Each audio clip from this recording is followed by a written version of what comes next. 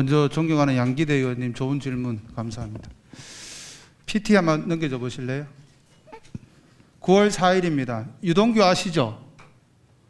네, 당연히 알지요. 당연히 알죠. 이날 유동규가 9월 4일 날 핸드폰을 던지기 전에 통화를 한 2시간 했답니다. 지사님 통화하셨어요? 아닙니다. 그러면 이 사건에 대해서 보고는 받으셨죠? 신문 봤습니다. 신문으로요? 네, 이거 언론 인터넷 혹시 기사로 봤습니다. 정진상 보좌관으로부터 보고를 받았습니까? 신문 그 언론에 나온 걸 봤다니까요. 백종선 수행부서로부터 보고 받은 적 있습니까? 전화 안 했습니다. 전화 통화하신 적 있습니까? 없습니까? 없습니다. 그러면 공식적으로 최초로 이 부분을 언론 말고 누구로부터 언제 보고 받으셨습니까? 이런 건 보고할 사항이 아닌데요.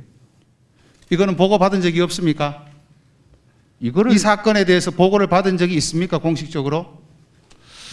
이거를 경기도의 공식 업무단에 전화로 방금 말씀드린 유동규, 정진상, 백종선으로부터 통화하신 적 있습니까? 이 사건?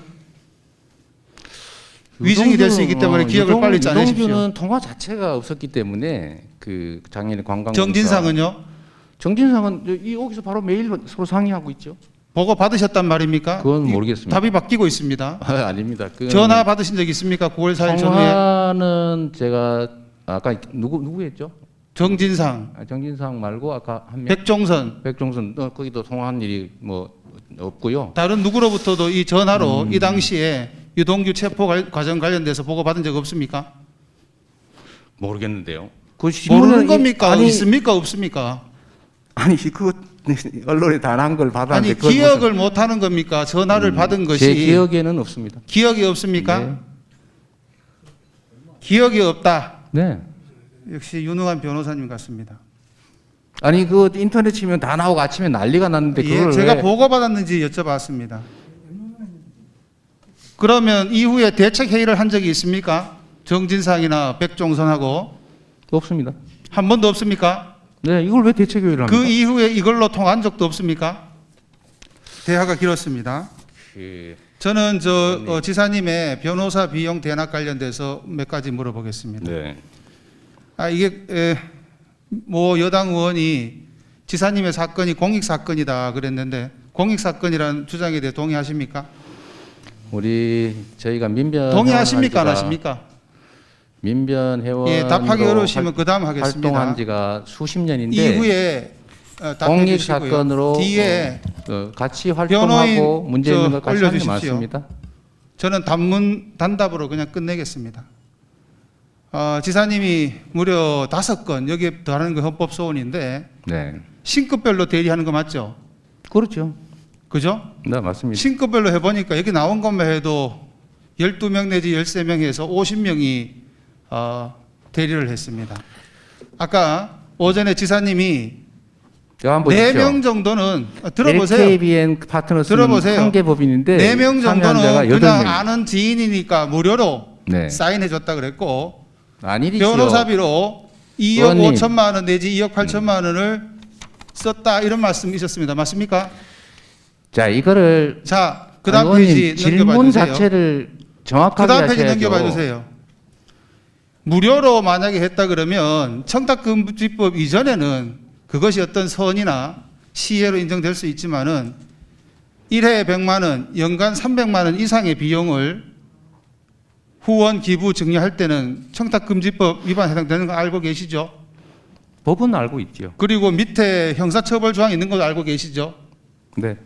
뭐 본 의원의 입장에서는 또 우리 지사님도 유능한 변호사님이시니까 4명이 됐든 50명이 됐든 청탁금지법 위반에 해당될 소지가 있다라고 보입니다. 2억 8천만 원 내지 2억 5천만 원 이외의 부분에 대해서 말씀드립니다. 2억 5천 몇백만 원입니다. 예, 알겠습니다. 그 다음 페이지 넘겨주십시오. 요거는 최근에 뭐 깨어있는 시민연대 이쪽에서 고발한 것인데 이럴 리는 없겠지만은 이른바 제3자 뇌물죄 수수와 관련된 혐의가 있다 고발이 된 상황입니다. 넘겨봐 주세요. 모 변호사님께서 우리 변호사님하고 사모님을 위해서 변호를 해주고 제3자인 기업으로부터 대가를 약속 내지 지원받았다라는 취지입니다. 넘겨봐 주십시오. 이명박 지금 대통령이 왜 영어의 몸이 되는지 알고 계십니까? 그 중에 한 사건이 삼성전자가 이른바 소송비 대납을 했기 때문에 문제가 됐지 않았습니까? 이해하시죠? 그 다음 페이지 넘겨봐 주세요. 이 당시에 죄송합니다. 이명박 대통령이 구속이 되고 영어의 몸이 됐을 때 제일 마지막에 보면은 국민 눈높이에 따라 엄격한 판단을 해줘서 기대한다 이런 취지가 있었습니다. 뒤에 넘겨봐 주세요. 요거는 녹취록이기 때문에 더 이상 얘기를 하지 않겠습니다. 하나 더 질의하겠습니다. 지사께서 이 소송이 계속됐을 때 이 재산 변동 사항에 대한 의문점을 제기하는 분들이 많습니다. 이 5억 원의 출처에 대해서 한번 설명해 주실래요? 어떤 의혹 얘기하는 겁니까? 집 여기 보면 재산 현황을 2018, 19년 비고란에 채무 5억 발생 채권 5억 500만 원 신고 누락되어 있지 않습니까? 이 용처에 대해서 설명을 해 주실 수 있나요? 제가 원래 아시겠지만 주식 투자를 많이 합니다. 예, 알겠습니다. 주식 그러면 매각 주식 되는 투자했는 내역을 한번 보여주시길 바랍니다. 저는 뒷장 넘겨봐 주십시오. 변호사들은 항상 사건 수임을 하면은 대한변협에 신고하게 돼 있지 않습니까? 그죠? 네. 그리고 세무서에도 그 비용 받은 것이 신고가 되어 있을 것 같습니다. 네. 좀 전에 제가 왜 이런 자료를 요구하는지에 대해서는 취지는 알 것 같습니다. 아실 거예요. 그 다음에 세 번째로 5억 원에 대해서 주식 투자를 했다 하니 아니라니까요. 말을 끊으니까 그랬는데 제가 주식 투자했다고 했습니까? 주식을 많이 다시 한번 하신다면서요. 주식을 많이 그 하는데 부분에 대해서도 그걸 매각해서 예, 제가 백지 답변 신탁 시간 때문에 드리겠습니다. 그러니까 아니 억지 말씀하세요 네. 그러면. 그거를 팔아서 현금으로 가지고 있었는데 그걸 5억 500만 원을 제가 빌려줬고요. 그거는 제가 굳이 말씀드리지 않겠습니다. 그걸 왜 얘기해야 되는지 모르겠고, 그거는 통장이 있으니까 한번 알아보시고, 어차피 뭐 수없이 많은 사람이 수사해가지고 지금 제 계좌 다 뒤지고 있으니까 그건 확인해 보시면 되고요. 다 송금했으니까. 그 다음에 제가 5억을 빌렸다가 다시 그건 갚은 겁니다. 자, 이거와 관련해서 네네네. 자, 제가 그거는 그거야 의원님 요구 사항이고 요구하실 수 있죠. 그러나 그거는 자, 제가 한 번 더 정리 삼아 말씀을 드리도록 하겠습니다. 이게 20억 설만 많은데 자, 첫 번째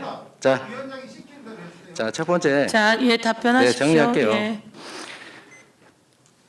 5개의 재판이 있었습니다. 신급 대리니까 5개의 재판이 있었고, 의원님. 의원님 우선 자, 답변 의원님. 듣고요. 예. 자꾸 그러시지 말고. 공격적인 질문을 하셨으면 또 답변도 네. 할 수 있는 시간을 주는 게 맞을 것 같아요. 자, 예, 다시 변호사비와 관련된 말씀을 제가 드리면, 제가 아까 오전 발언하는 것 중에 보니까 이게 나중에 얘기하다 약간 헷갈리는 게 있던데, 자, 다시 정리할게요. 수사 1심, 2심, 3심 헌법재판소 5개의 재판이 있었습니다. 선임된 변호인은 개인 4명, 법무법인 6명, 그리고 그 외에 사임한 법무법인 1개, 김칠준 변호사입니다. 전직 민변회장 3분, 이 전직 민변회장 송두환 인권위원장을 포함한 3분은 변론에 실제 참여한 게 아니고 전통에 따라서 연명해 줬습니다. 연명을 해줬고, 농협과 삼성증권 계좌로 다 송금했고, 송금된 금액은 경찰이 다 조사를 할 테니까요. 그리고 제가 여기서 공식적으로 얘기합니다. 그 경찰, 검찰 이 압수영장 필요 없이 제가 계좌 추적 다 조회 동의합니다. 저는 6개월에 한 10통씩 받습니다. 계좌 조회했다고. 얼마든지 하시라는 말씀 공개적으로 드리고요. 2억 5천 몇백만 원을 제가 지급했고, 아까 보시면 다 연수원 동기들, 대학 친구 이런 분들 민변 동료들입니다. 그리고 실제 변론에 참여한 변호사는 모두 지급했다. 그리고 20억 전환 사채 3억 어쩌고 하는 얘기가 있던데, 제가 이태영 변호사한테 직접 얘기를 들어봤는데, 어쨌든 그 과정은 경찰에서 확인될 거고, 이거 허위사실 공표로 고발돼 있다는 말씀드리고요. 무슨 S 회사가 저하고 무슨 관계가 있어가지고 그분이 제 변호사비를 대신해 줍니까? 그 근거를 일단 찾아내야 말이 일단 될 거고요. 두 번째로는 이 재판에 관여한 분들이 아까 보신 대로 그렇게 법무법인 개인 10개나 되는데 그중에 검찰 출신 변호사가 재판에 무슨 영향이 있다고 거기다가 23억을 주겠습니까? 상식적으로. 이게 말이 안 되는 소리고요. 이게 다 이런 식으로 정치적으로 일단 주장하고 보고 혹시나 그럴지도 모르겠다는 의심을 사려고 하는 이런 거 좀 이런 게 좀 구태 아닌가 그런 생각이 좀 듭니다. 좀 자중해 주시기 바랍니다. 예. 질의해 주십시오. 예, 한병도 의원입니다. 우리 지사님뿐만 아니고 우리 부지사님 그리고 특히 이번에 국정감사 준비하느라고 우리 많은 관계 공무원들이 이번 국감 특히 고생들 많이 하셨을 것 같은데 국감 준비하느라 고생 많이들 하셨다는 말씀을 먼저 드리고 싶습니다. 뭐 오늘 여러 말씀들이 있었는데 이제 저는 그 진실은 밝혀지고 결론은 난다고 확신합니다. 예. 자금 추적하면 다 나오거든요. 네. 지금 저희들이 여기서 설왕설래 뭐가 어쩌고 내용들을 이야기하고 있지만 자금 추적하면 이거 다 밝혀집니다. 지금 추적하고 있고요. 그리고 오늘 지금 세간이 시끄러운데 남욱 천화동인 대표 이 사람이 한나라당 청년위 부위원장 출신입니다.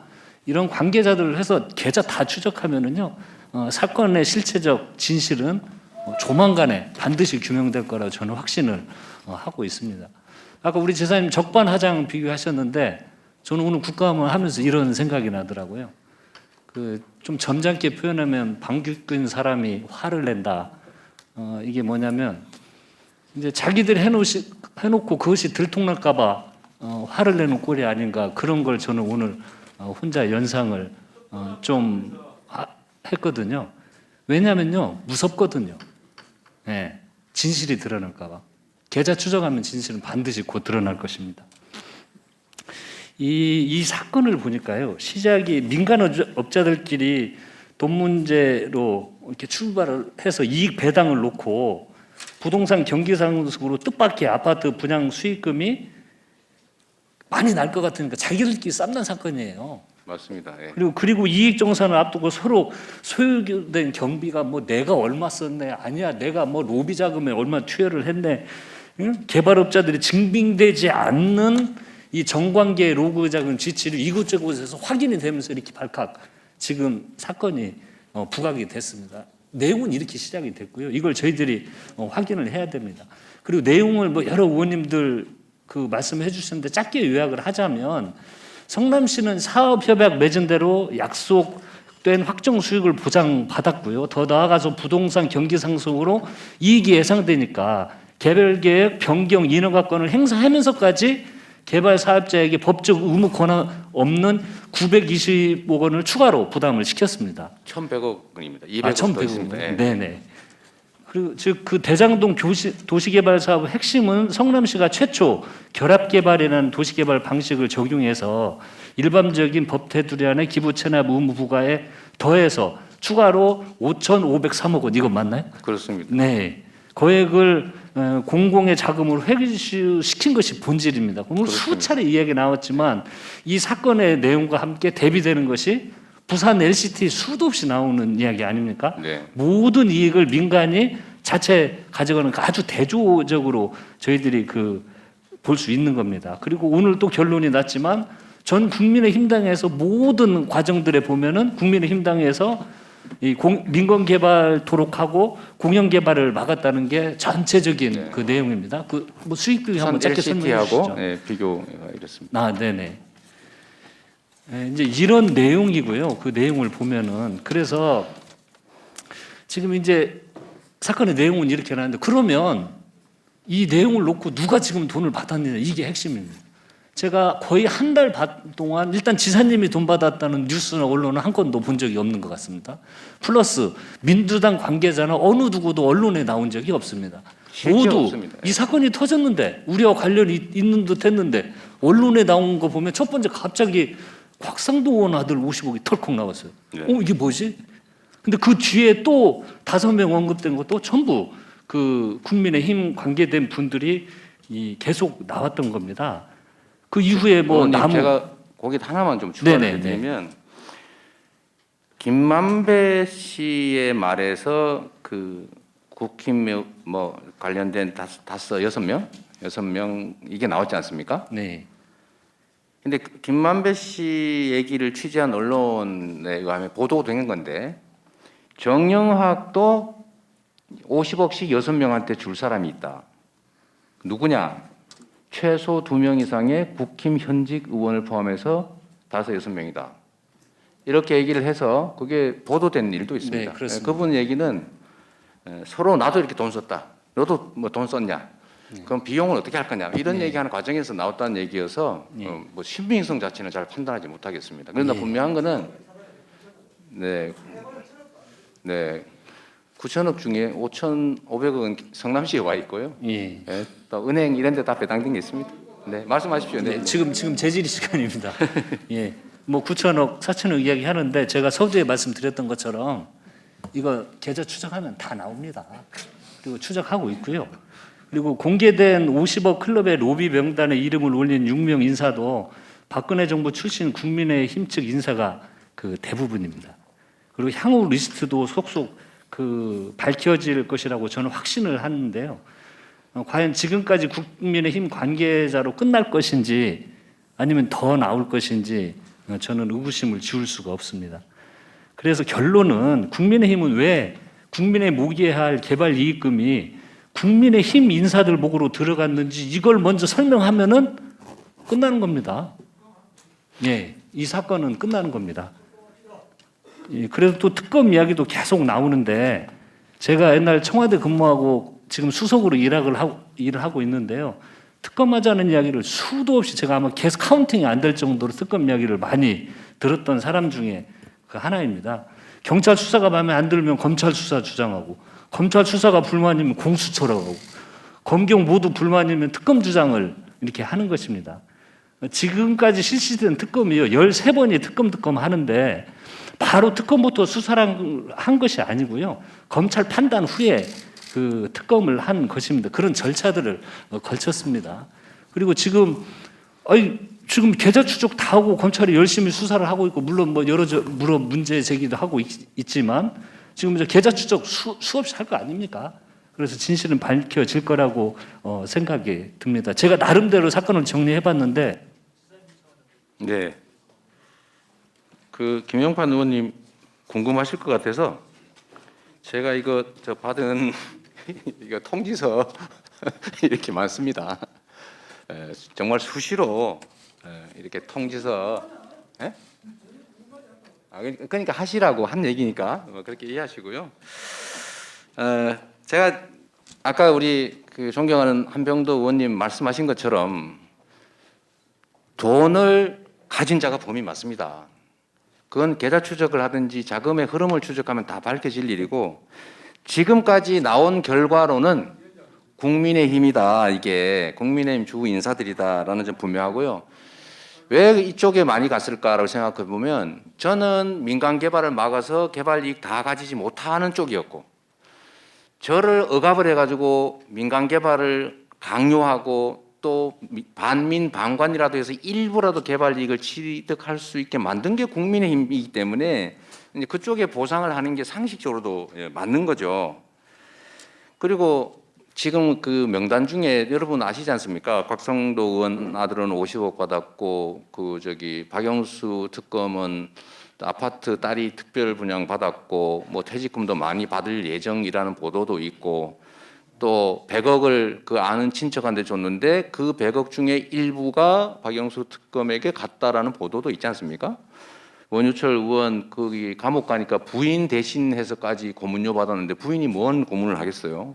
나머지 다 이 국민의힘이 추천한 또는 국민의힘과 관련된 인물이 드러났고 저와 관계된 사람 그 뇌물 받았다는 그 사람 말고 없지 않습니까? 또 민주당 없지 않습니까? 그 점은 준 사람들이 예. 말씀 마저 하시고 끝내시죠. 네네. 이제. 자 그래요. 제가 언론에 보기에는 여당이 추천했. 예. 네네. 자 어쨌든 자꾸 의원님이 자꾸 저러셔서 자꾸 이제 혼선이 오는데 분명한 거는 이익을 나눈 자가 범민이다. 이익을 나눌 수 있게 한 사람이 이익을 나눌 수 있게 만들어 준 사람이 공범이다.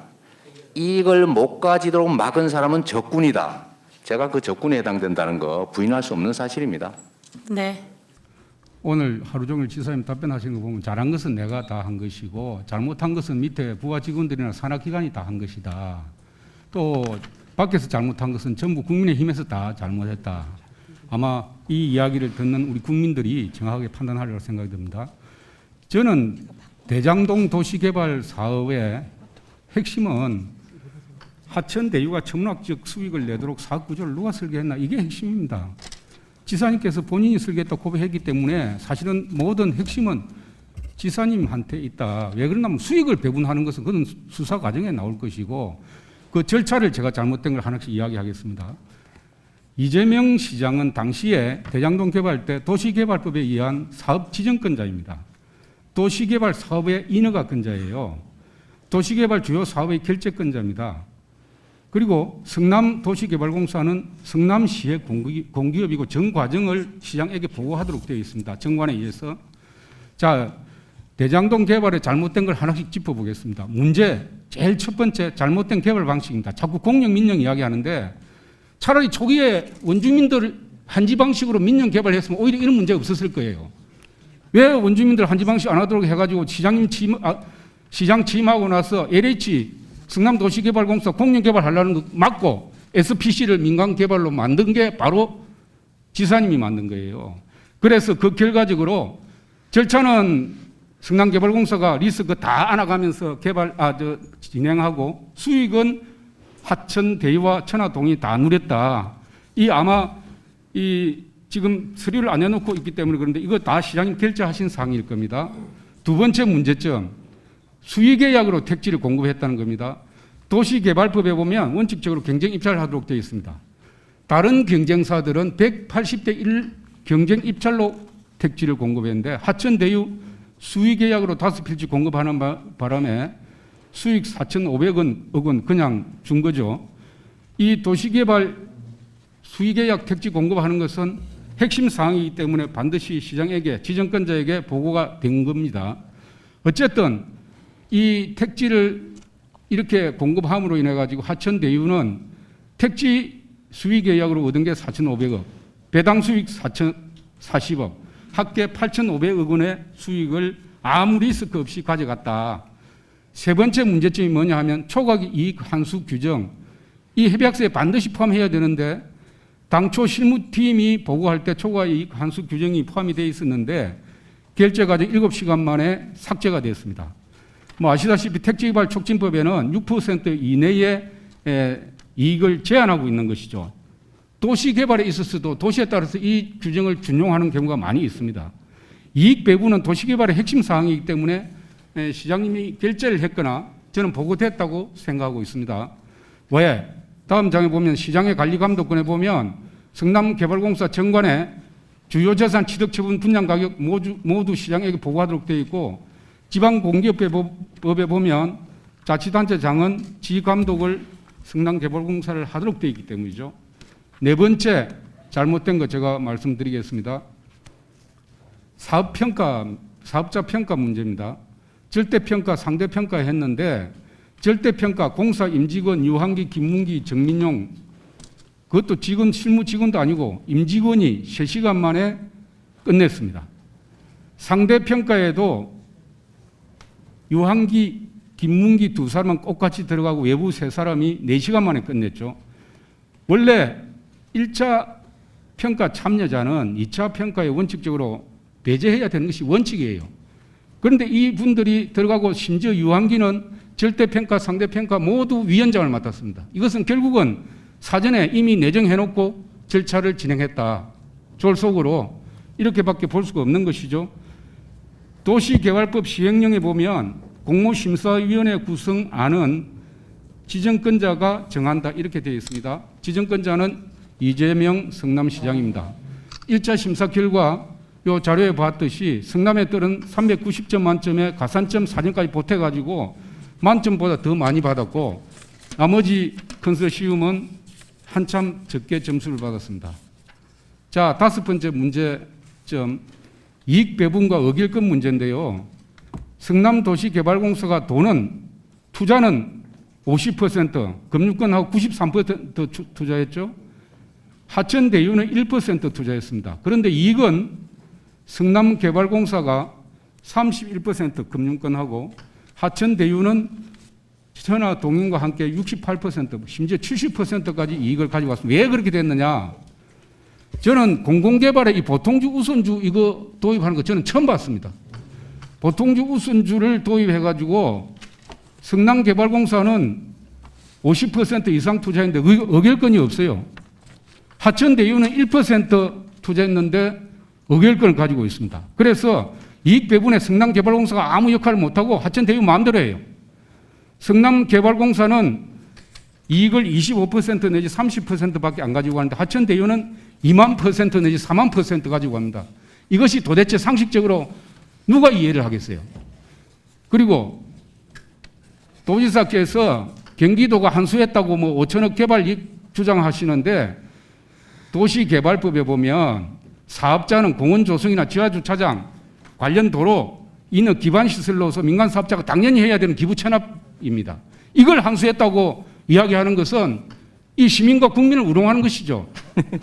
저는 그 이재명 도지사께서 이명박 전 대통령이 토건 세력이라고 하는데 이재명 시장 도지사야말로 1조 원이 넘는 토건 사업 설계하고 특정인에게 수익계약 몰아준 왕토건 세력 아닙니까? 저는 자꾸 지사님께서 이 사업은 내가 잘 모른다, 실무적은 잘 모른다 이렇게 하시는데 모든 최종적인 결재권자는 시장이고 보고를 받는 사람은 시장입니다. 그런데 이걸 몰랐다고 하는 것은 저는 생각할 때 모든 서류가 지금 성남시에 다 아마 전자결제 시스템 다 남아있을 거예요. 수사하면 이거 다 나오게 되어 있습니다. 그런데 이걸 모른다고 자꾸 이야기하는 것은 저는 이해할 수가 없고 결과적으로 보면 도지사께서는 대장동 개발을 하면서 공익보다는 사익을 추구하는 데 노력한 거 아닌가. 위원장님, 제가 이거는 구체적 내용에 관한 것이기 때문에 시간 여유를 좀 주시길 바랍니다. 제가 7가지를 지적하셨는데 거꾸로 하나부터 말씀드리겠습니다. 성남시가 환수한 공원은 원래 당연히 하는 기부 체납이다. 의원님 시장을 하셨을 텐데 제가 수없이 강조하지만 이거는 지구 내의 공원이 아니고 본시가지에 있는 공원이고 지구 내 공원은 당연히 52%를 저희가 기부 체납받았기 때문에 그걸 계산한 건 아닙니다. 명백한 사실이 아니다 이 말씀 드리고요. 이거는 법률상으로 기부 체납 대상이 아닌 거를 저희가 받은 것입니다. 그래서 결합 개발 방식을 했던 것이고 결합 개발 방식을 할 때 소송이 들어왔기 때문에 1공단도 역시 주상복합 지역 분양하려는 토건 투기 세력이 있어서 저희가 공원 만드느라고 엄청나게 또 싸워가지고 결국 거기를 공원으로 만들었습니다. 지금도 소송 중인 것 같고요. 그래서 이거를 당연히 기부 체납 받는 거를 제가 거짓말한다 이런 취지는 좀 옳지 않다 이 말씀드리고요. 앞부분에서 환지해서 했으면 됐지 왜 그 굳이 수용 방식으로 했느냐. 환지하면 남는 게 없고 환지하면 원소유자가 부당하게 특혜를 받습니다. 제가 보니까 국민의힘 단체장들이 주로 이 환지 사업을 하더라고요. 제가 경기도에서는 환지 방식은 아예 못하게 막았습니다. 이거 아마 우리 양기대 시장님 아실 텐데 광명 그 지구도 주민들이 환지해달라는 거 아니에요? 그래서 제가 환지는 안 된다고 막았습니다. 그래서 이거는 결국 토지 소유자 또는 토지 소유자의 토지를 매수한 사람의 이익을 주자라는 국민의힘의 전통적 주장에 부합하는 주장인데 그건 타당치 않다 말씀드리고요. 자, 리스크 부담 말씀을 하셨는데요. 이 리스크는 이게 땅값이 오르면 땅값이 예상 수익률로 가면 업자는 1,780억이 남지만 땅값이 예정보다 더 오르면 5%당 920억의 이익이 더 생기고 만약에 땅값이 떨어지면 경기가 나빠지면 920원의 손실을 보기 때문에 10%만 땅값이 떨어져도 예상보다 떨어져도 무려 1,840억을 손해보게 되고 그러면 1조 5천억을 투자한 민간업자들은 수익이 마이너스가 됩니다. 그럴 때도 성남시는 4,600억, 나중에 1,100억 부과한 게 됐으니까 5,500억은 그들이 적자를 보면서도 성남시에 줘야 되는 상황이기 때문에 이 자체를 잘못이라고 할 수 없다는 말씀드리고요. 수의계약을 왜 했냐? 이거 수의계약을 하게 한 거는 국민의힘 정부입니다. 제가 여기 아까 만들어 드렸는데도 그 말씀을 또 하시는 것 같아서 한 번만 더 보여드리도록 하겠습니다. 이거 보십시오. 사업자의 택지 수의계약 취득을 허용한 게 2012년 4월입니다. 이명박 정부 때 이렇게 조치를 했고 국토부 회신에 의하면 당초 사업 제안서에 이렇게 하기로 돼 있으면 거기다가 수의계약 해주는 게 옳다는 얘기이고요. 두 번째, 이 택지는 85평방미터 이하 주택 용지이기 때문에 반드시 감정 가격으로 팔게 돼 있어서 이 관련 업체는 어디에 팔든지 입찰을 할 수는 없고 그래서 추첨을 하는 건데 그 이익이 증감이 없다. 이 말씀은 좀 드립니다. 네. 이게 인가사항이라는데 인가사항 아닙니다. 그 사업 계획서에 있으면 그대로 해주라는 게 국토부의 해석입니다. 예. 초과이익 정리해 주십시오. 환수 규정을 삭제했다 이렇게 또 나한테 보고했을 거다 이렇게 주장을 하시는데요. 정확하게 말씀드리면 초과이익 조항을 삭제한 게 아니고 추가하자고 하는 일선 직원의 건의를 받아들이지 않았다. 이게 팩트입니다. 그리고 그 주장은 아까도 말씀드렸던 것처럼 감사원의 징계 사유로 취급될 정도로 애초에 공모한 내용과 또 승인한 사업 신청해서 우선 협상 대상자가 된 다음에는 본질적인 내용의 변경이기 때문에 하면 안 된다. 이게 법이라고 합니다. 그러면 초과이익 조항 왜 안 만들었냐? 이거는 제가 고정으로 이익을 확보하라는 성남시의 지침 때문에 생긴 일이어서 그에 반하는 주장을 하면 제 지시 위반이 돼서 안 되는 것이고요. 평가 얘기하시는데 절대 평가 3인, 상대 평가 5인이라고 하는데 외부 3인은 그때 관련 업체가 아침에 와서 추첨한 사람들입니다. 그리고 그 중에 제가 알기로는 정확하지는 않은데 지금 말씀하시니까 저도 헷갈리는데 제가 받은 보고서에는 위원장은 유한기 씨가 아니고 외부 인사였다고 합니다. 그 받은 자료에 있으실 텐데 한번 확인해 봐 주시고요. 예. 이제 정리해 주십시오. 그다음에 마지막입니다. 자, 이익 배분이 왜 그 민간 투자자 내부에서 많이 투자한 사람은 적고 적게 투자한 사람이 많으냐? 이건 저한테 묻지 말고 주관사인 하나은행, 참여사인 하나은행 계열사, 그리고 거기에 투자한 화천대유, SK증권에게 물어봐야 합니다. 왜냐하면 아까 말씀드렸잖아요. 투자 지분과 이익 배분은 직접 관련이 없습니다. 제가 유예 신도시에도 5% 투자하고 이익 50% 받기로 약정한 일도 있고 여기도 우리는 50% 플러스 1주이지만 이익은 확정적으로 공원 조성비와 1,820억을 받는다. 얼마 남든지 우리는 관계없다. 예. 이렇게 한 것이기 때문에 이런 식의 얘기는 옳지 않다. 이 말씀드립니다. 예. 정리하셨습니다. 예. 지사님, 네. 참 고생 많으시죠. 저도 서울에 올라와서 이렇게 지방대학 와서 이렇게 해보니까 참 어렵습니다.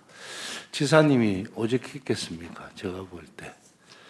참 힘들고 어려운 과정을 겪으면서 여기까지 오셨고 또 후보가 되셨는데 뭐 각오도 새로울 것 같습니다.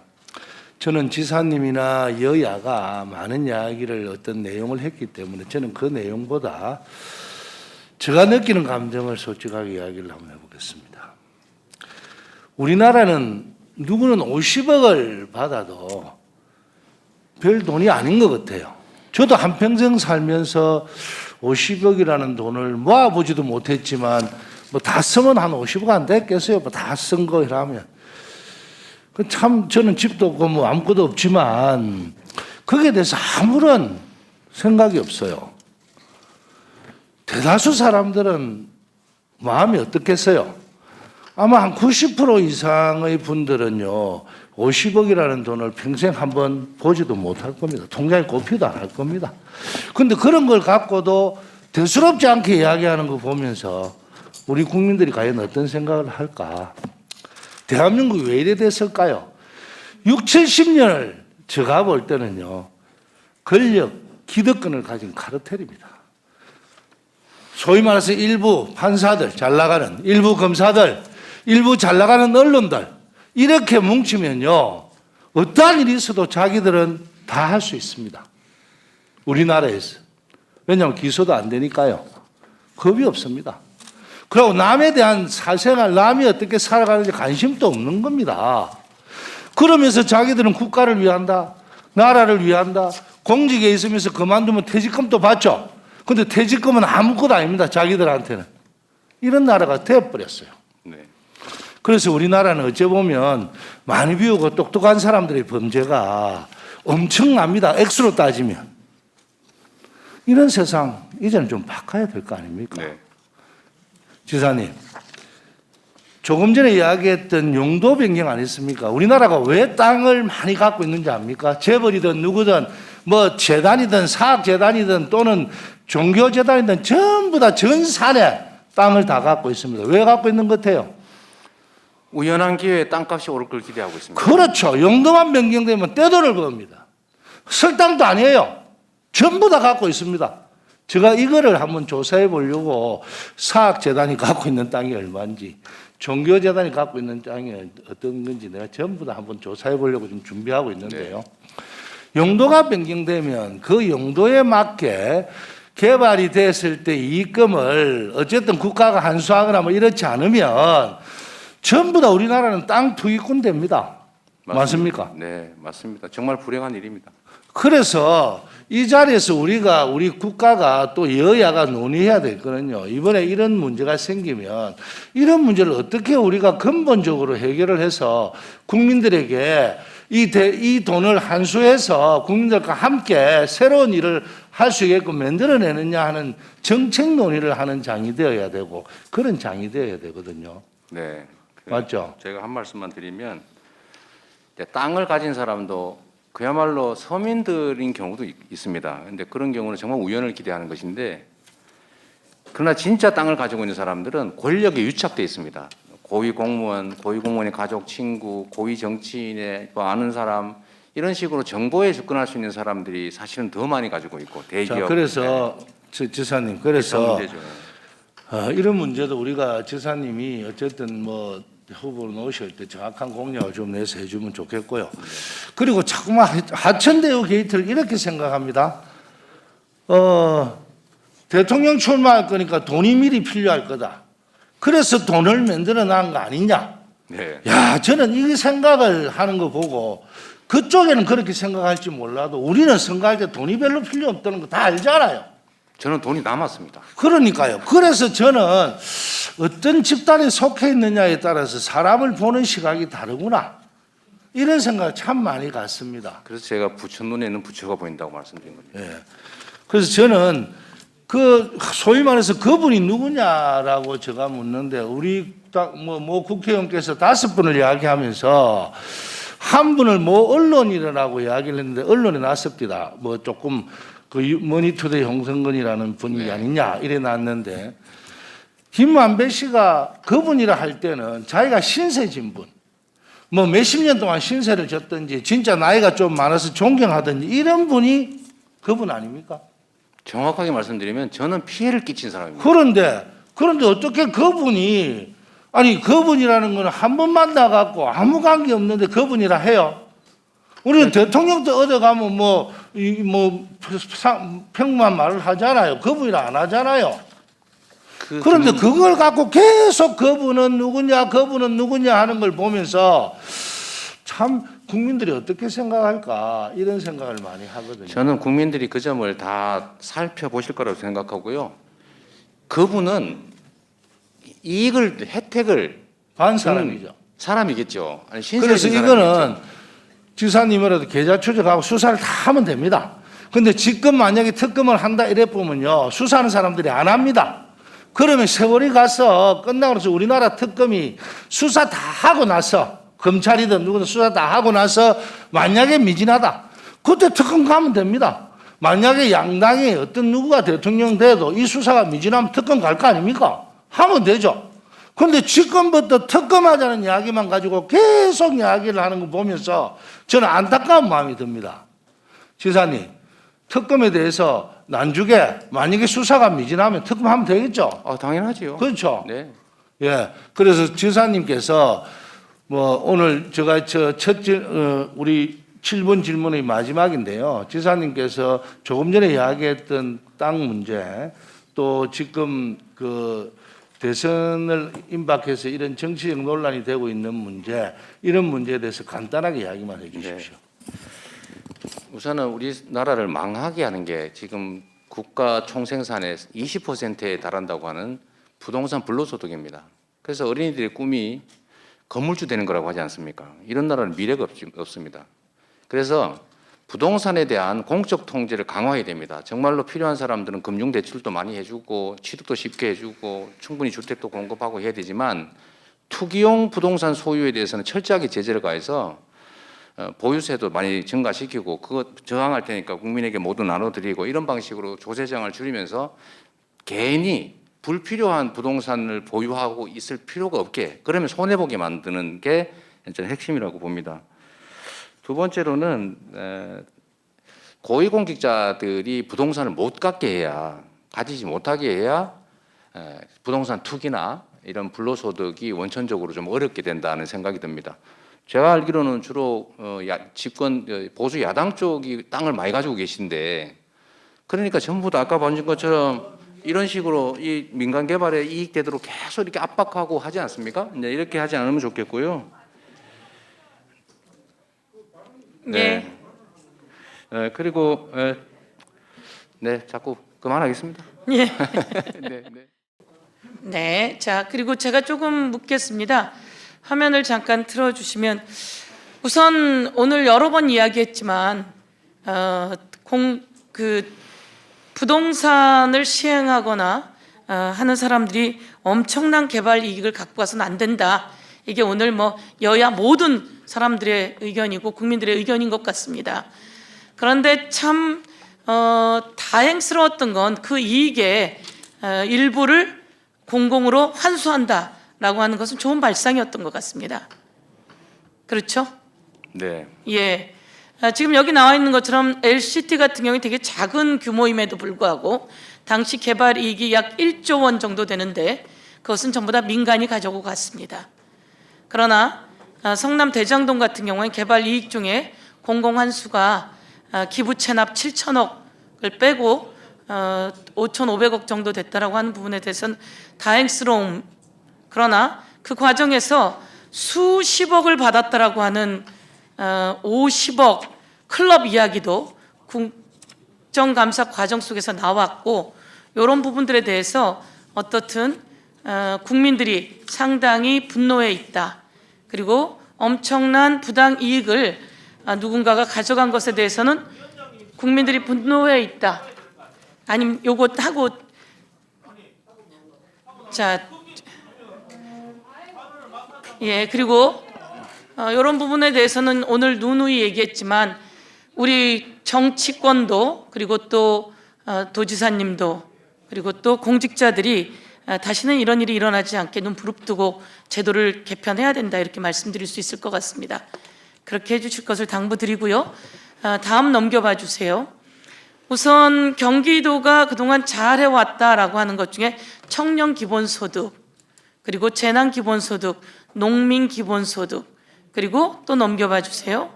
청년 면접수당 이런 부분들이 있습니다. 아니 제가 질의하는 겁니다.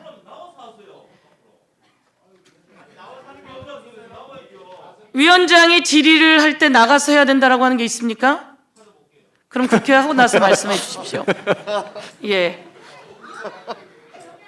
예. 그리고 청년 면접수당, 청년 기본소득, 재난 기본소득, 농민 기본소득 어떻든 이런 과정 속에서 서민이 어려운 사람들이 상당히 만족하고 숨통이 트였고 살 수 있는 기반을 마련했다라고 하는데 의미가 있습니다.